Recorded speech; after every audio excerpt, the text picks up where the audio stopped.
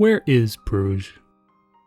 I think that's a question that might be more complicated than you're giving it credit for, and it's one that In Bruges is obsessed with. Charlotte Brunsdon once made the argument that there's something wrong with a film if you're thinking about where it's shot, and while I think there's a case to be made for such a point, it cannot be made here. In Bruges is obsessed with Bruges. It wants you to take in all of its beautiful architecture, its quiet streets and shadowy alcoves. The film's writer-director himself, Martin McDonagh, said, "If I hadn't been able to shoot in Bruges, I would have scrapped the whole thing." So I suppose the question then becomes, why Bruges? But it's a bit fucking over elaborate, isn't it? Go take him to hideout. Go take him to hideout where? Go take him to hideout in fucking Bruges? Unlike more well-known European cities, Venice, Paris, Berlin, and so on, Bruges doesn't really have much of a cinematic footprint. A good deal of what Bruges looks and sounds like, as well as the kinds of stories and themes it tackles on screen, comes specifically from this film. I think this vagueness is integral to Bruges as a setting, as it allows McDonagh to define the city in terms of his own. Bruges is, of course, a city with hundreds of years of history and art itself, but in a cinematic sense, it's something of a blank canvas. For a counterexample, take a city like London, where not only does the city have distinct ideas and aesthetics associated with it, but has those themes change depending on when it's set. Where? London. London. You know, fish, chips, cup of tea, Mary Poppins, London. You know what Victorian London looks like. You know the kinds of stories and themes that will be explored through that setting. It is, in a sense, already written before you've seen the film. What does a gangster film in Bruges look like? What kinds of stories does its architecture and imagery evoke? What kinds of characters will these stories involve? These questions, at the very least, don't have the kind of immediate answers as, for instance, a Guy Ritchie film set in London might. It's also a question that our protagonists are grappling with, constantly arguing over whether Bruges is a haven of beautiful architecture and culture, or a dull maze with nothing to do. I think at this point it would be helpful to briefly summarize the plot of the film, so if you're still interested in watching it yourself, I would suggest you go do so. Our story follows two hitmen, Ray and Ken, fleeing London after a job gone wrong. They hide out in Bruges, awaiting word from their boss, Harry, about what they should do next. During this time, Ray meets Chloe, a drug dealer for a Belgian film crew working in the city, along with a dwarf actor named Jimmy, who stars in the film the crew are making. Ray and Chloe begin a romantic relationship, while Ken receives word from Harry that he is to kill Ray for botching the job in London. It is then revealed that during this job, Ray had accidentally shot a young boy, killing him alongside his target. Ray feels an enormous amount of guilt about this and attempts to kill himself, just at the moment that Ken is about to shoot him. Ken ultimately stops him, however, and the two reconcile, with Ken letting Ray escape on a train while he calls Harry and awaits his judgment. Harry flies over to Bruges to settle this matter personally and meets with Ken. Harry cannot abide by Ray killing a child, accidentally or otherwise. The two are able to politely talk it out, and after shooting Ken in the leg at the top of the bell tower, are able to move on. They then, however, get word that Ray has returned to Bruges, resulting in Harry shooting Ken and running off to do the same to the unsuspecting Ray in the plaza below. Ken survives the wound, and knowing he won't reach Ray in time to warn him, jumps from the top of the bell tower to get his attention. Seeing this, Ray runs through the streets of Bruges in an attempt to escape Harry, although is ultimately shot down in the middle of that aforementioned film set. As his body falls to the ground, Harry sees the corpse of the dwarf actor, his head blown off from a bullet that went through Ray. Believing he has killed a child, Harry shoots himself. The final shots of the film are of Ray being carried into an ambulance, his fate unknown as the film's credits roll.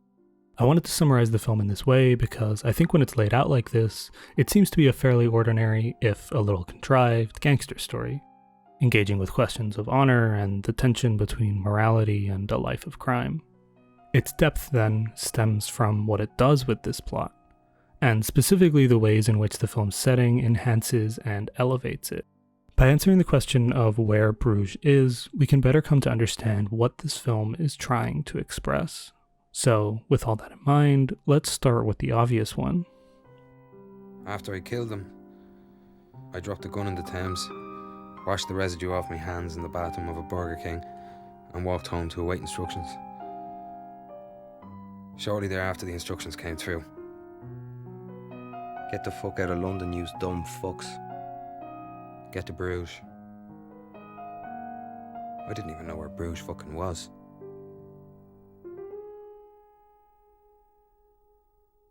It's in Belgium. Maybe the least interesting answer to my question, but no less important. The film is set very specifically in a real place, the city of Bruges in northwestern Belgium. It has a population of around 118,000 people, and back in the before times got about 9 million tourists a year.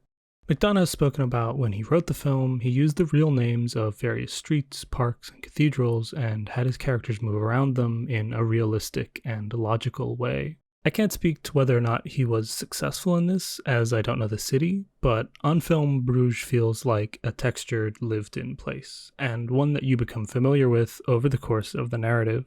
From the 12th to 15th centuries, Bruges thrived as a trading hub for Belgium, thanks to a unique tidal inlet that gave the city direct access to the sea. It was during this period that most of the city's impressive architecture was constructed, its cathedrals and galleries and museums all thriving off the wealth of its trade links. From the 15th century on, however, that inlet became blocked off by silt, and trade began to flourish in other cities, forestalling any further advancement.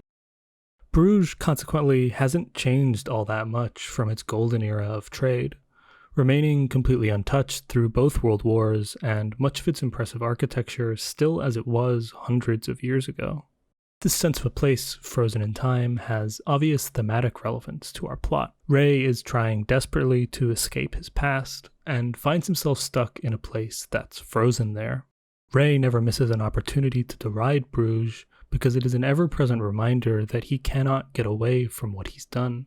He hates being there as it's a place that has never moved on from its past, a constant threat that his own current anguish will be equally unending.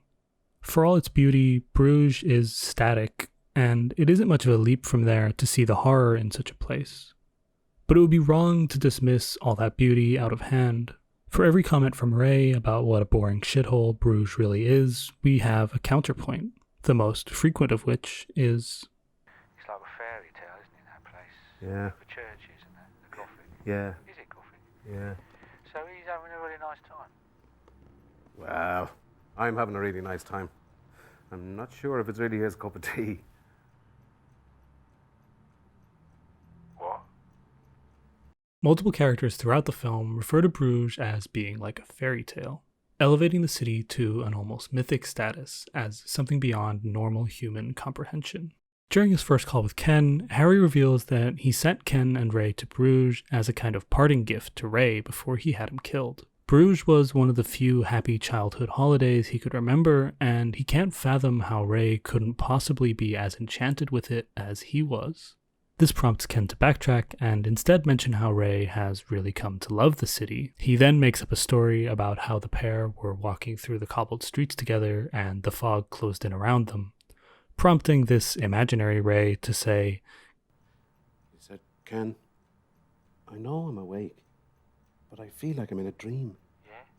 He said that? Yeah. This story seems to placate the incensed Harry as an appropriate amount of awe for such a magical place. It is telling, however, that the place that most accurately matches Ken's imagined night walking through the streets of Bruges with Ray is the film set they visit, pumping fog through the artfully lit streets. It gives the sense that Ken's story here is completely artificial. It's not simply that it didn't happen, but that it couldn't. Fairy tale is often used to describe something in its most ideal terms, the desire for a fairy tale wedding, for example. This is appropriate given the way Harry has idealized the city. His need to have this place remain an untouched pillar of innocence becomes comical for his complete lack of self-awareness. Much like fairy tales, however, reality is often disappointing. Aesthetically, this reading is somewhat self-evident.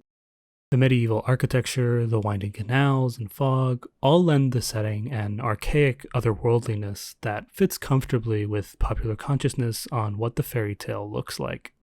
Ken's death sequence is a prime example of this, with the moonlit bell tower and hanging fog, the coins that seem to fall from the sky as he warns people he's about to jump. Removed from the context of what's actually happening, it's very easy to interpret as a fairy tale. Fairy tale trappings can be seen at a broader narrative level with some of the more contrived plot elements. Ken preventing Ray from killing himself when he was there to do exactly that, or Harry's death after accidentally shooting a dwarf he believed to be a child, is reminiscent of the sorts of ironic twists of fate that often befall characters of a classic fairy tale. I think this reading dovetails neatly with an understanding of the black comedy at the core of the film. Despite the dark subject matter, the film is frequently absurd, and its comedic moments have, for the most part, been what has come to define the film as a cult classic. While Bruges is a real and specific place, as discussed, the absurdity of the situations and narratives at play here keep it from ever fully materializing as something of our world. It stands just on the edge. For a similar example, take John Carpenter's Big Trouble in Little China. The film is ostensibly set in a very specific real-world locale, in this case Chinatown in San Francisco, a setting that is prominently referenced in the film's title. But the film is a satire on the ways Asian culture and mysticism are often misrepresented by Western filmmakers, particularly in Hollywood action cinema. As such, you're never really encouraged to take the real-world setting as anything more than another part of the joke. I think you can make a similar case for seeing Bruges as the fairy tale city that Harry so desperately wants it to be. This perfect, otherworldly bastion of innocence is filled with drug dealers, racism, and gangsters. In this way, both understandings of Bruges are incorrect. The absurdity of it all prevents it from either being a real, historically grounded place or an idealized fairy tale. Harry is blatantly wrong about Bruges being a fairy tale city. At the very least, from the perspectives of our characters, the only thing Bruges has in common with a traditional fairy tale is that it is suitably grim. What's that all about then? It's Judgment Day, you know? Oh, yeah. What's that then? Well, it's, you know, final day on earth. When mankind will be judged for all the crimes they've committed and that. Oh. And see who gets into heaven and who gets into hell and all that. Yeah. What's the other place? Purgatory. Purgatory. Purgatory's kind of like the in-betweeny one. You weren't really shit, but you weren't all that great either. Reading Bruges as Purgatory is a fairly common reading of the film. Purgatory is explicitly mentioned throughout, both when Ken and Harry visit an art gallery and admire a painting attributed to Hieronymus Bosch, and in the final scene of the film as Ray lays dying. Ray has been stranded in this foreign, in-betweeny place, awaiting judgments for his crimes and seeking redemption. Religious imagery is also fairly consistent throughout, with cathedrals and churches and statues frequently surrounding our characters, looking down on them and closing in as surely as their inevitable judgment. I think this reading of Bruges is one of the most convincing, but also frequently one of the most misguided. Purgatory is a third realm of the afterlife in many Christian belief systems, a place between heaven and hell where those who have sinned may redeem themselves and ultimately be granted access to heaven. It's not difficult to see why such a belief caught on. People are complicated, we lead lives that are frequently morally complex, and we lead them in wildly imperfect ways. The idea of a version of the afterlife that doesn't instantly damn you for those mistakes is comforting. Redemption is one of the core themes of In Bruges. Is it possible to move on from doing something terrible? How can you live with the weight of that guilt? And perhaps most complicated of all, should you? Purgatory then is a particularly neat fit for what the characters are grappling with. Ray and Ken, despite what they've done, are both likable and charming. While your mileage may vary on whether or not you can forgive their crimes, I think your feelings are inevitably somewhat mixed by the time the film ends. An examination of our three leads supports this reading.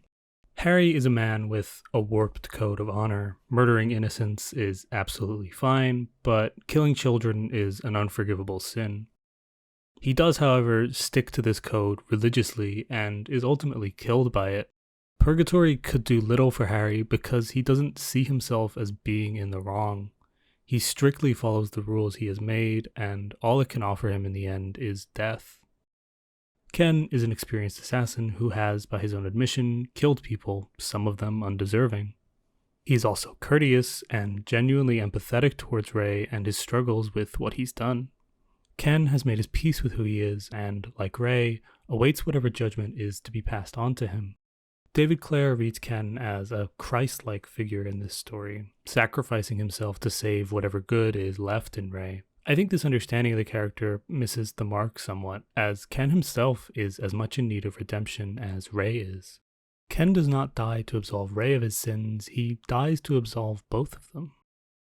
Ray is framed as a fundamentally good person. He's also very much a child himself, both in the ways that he sulks around Bruges and his reckless actions. His obvious trauma over what he's done haunts him in a way that suggests he was never going to last as a hitman in the same way that Ken has. When Ken tells the story of an innocent man he regrets killing, Ray can't even see the parallel between them. His only reaction is frustration that Ken doesn't seem to understand him, and I think in a very fundamental way, Ken doesn't. This is why he's so intent on saving him. He recognizes that Ray is not too far gone in the same way that he is. Ray's fate, however, is ultimately left unknown. The onlookers are people he's wronged and people he's loved, the nightmarish figures of the costumed actors from the film set, the harsh white light of the ambulance, certainly seem to lean more towards death than rebirth, but it isn't conclusive either way. If Ray deserves a second chance after his trip through Purgatory is up to you. For this reason, I'm not going to get too lost in the weeds on the exact kind of judgment that Ray deserves here. The film makes the case for him, and your own biases are ultimately going to determine how you feel about that. The point in reading Bruges as Purgatory is not whether Ray gets what he deserves, but more to explore the ways in which the setting embodies this journey of redemption, and perhaps that journey itself is the punishment. When the angel woos, the clay he'd lose his wings at the dawn of day.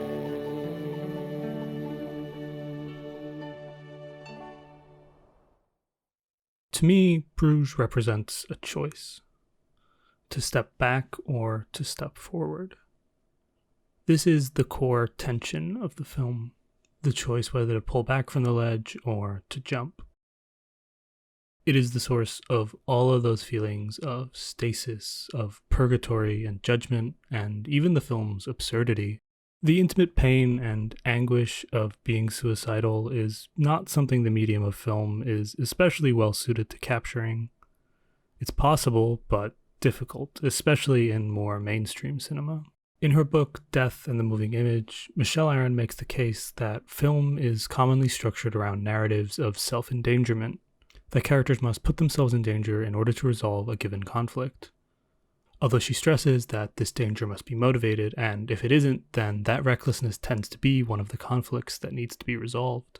She also argues that mainstream cinema cannot deal with suicide, that it is rarely ever the central focus of the narrative, and that when it is, the suicide itself is not really the point. Suicide does not lend itself to the catharsis we have come to expect from Hollywood films. You cannot cure mental illness. Stepping back from that ledge is not the end of the story as it so often needs to be in film. As a result, narratives involving suicide in film tend to come across as corny or overly simplistic. All he needed was the love of a good woman to remind him how life was worth living, and so on. I don't think In Bruges is some groundbreaking exploration of the inner turmoil of being suicidal, but I do think that through its setting, it can quite coherently illustrate this tension between a desire for resolution and its impossibility. After being stopped in his attempted suicide, Ken puts Ray on a train out of Bruges. He jokes that he might end up killing himself anyways, and the two part ways on this uncertain note. It's fairly clear here that Ray's brush with death and reconciliation with Ken did not by any means resolve his issues. He is, however, leaving Bruges, stepping back from that immediate danger and allowing himself time to recover. Notably, Ken's parting bit of advice is to keep moving. This is presumably because Harry might find him, but it works well with our reading here. Keep moving because if you don't, wherever you dwell for too long will become another Bruges, another step closer to the ledge. Ray doesn't get especially far here, however, as the train is stopped by the police, ultimately bringing Ray back to Bruges for assaulting a Canadian man at dinner. Thinking of Bruges as an allegory for suicide, this moment can be read as the ways in which his destructive and reckless mindset at the time are directly in conflict with his efforts to recover. This strikes me as a fairly nuanced take on suicide, where the first step back is important, but it's just as crucial to keep walking, that it's easy to end up right back where you were without even realizing it. It also signals that as much as other people can help, they ultimately can't make those decisions for you. Ken does his best to put Ray on that train out of Bruges, but he can't stop him from coming right back again. Obviously, Ray doesn't choose to go back to Bruges. He does, however, choose to stay once he's forced back. The comforting familiarity of being on the ledge lets him forget the danger that it represents. This is part of why I find this understanding of Bruges more resonant than seeing it as an allegorical purgatory. Is Ray good or bad, and does he deserve to be punished, are much less interesting questions to me than understanding how he might deal with that dilemma. What sets reading Bruges as a ledge apart from the other readings is that it asks you to change your perspective. You are not passing judgment on whether or not Ray gets what he deserves, but empathizing with his pain, its roots, and its inevitable consequences. I think it also works tonally in terms of the film's comedy. French philosopher Albert Camus uses the term absurd to refer to the quintessential meaninglessness of life, that the universe is uncaring and random and thus absurd. Bruges embodies this kind of absurdity, and much of the film's comedy and indeed drama comes from that.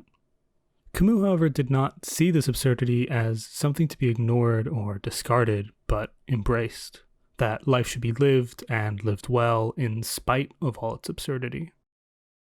Suicide, then, is not an escape from the absurd, but succumbing to it. I'm not going to get too deep into the philosophy of suicide here. I would recommend Abigail Thorne's video on the subject if it interests you, but for my purposes, this link between absurdity and suicide ties this understanding of Bruges together. When Ken is explaining to Harry why he let Ray go, Harry makes the argument that everyone is suicidal, and so Ray's state is hardly relevant. He's suicidal. I'm suicidal. You're suicidal. Everybody's fucking suicidal. We don't all keep going on about it. Has he killed himself yet? No. So he's not fucking suicidal, is he?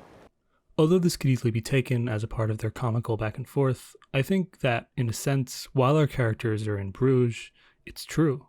Here, they are made to consider the choices they've made, the codes they live by, and the utter absurdity of it all in the face of death. Which brings things back to that choice I mentioned at the start, to step forward off the ledge or pull yourself back. Bruges as a setting forces our characters to confront this decision. It's a place where life's absurdity is foregrounded, where the past is omnipresent and its judgments are imminent. Because at least in prison and at least in death, you know, I wouldn't be in fucking Bruges. But then, like a flash, it came to me. And I realised, fuck man, maybe that's what hell is.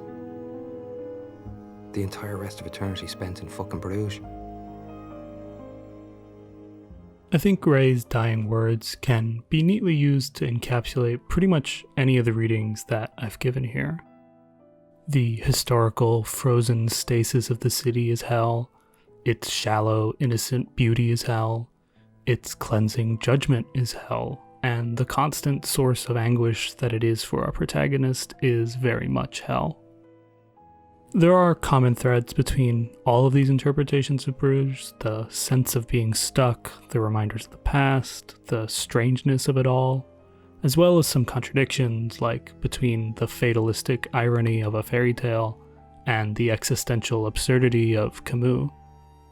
Ultimately, though, being in Bruges is what you make of it, and a combination of these readings seems more likely to resonate than anything else. For all the complexity and depth that I think this film has, it ends on maybe the most simple note that it could, with Ray desperately wanting to live. Cutting through all that pain and moral ambiguity is a need to survive, to make right what was wrong. Ray doesn't want to leave judgment up to some divine afterlife or existential nothingness. He wants to make things right in the only capacity that has any tangible meaning for the people that he hurt. He wants to live. And I really, really hoped I wouldn't die. I really, really hoped I wouldn't die.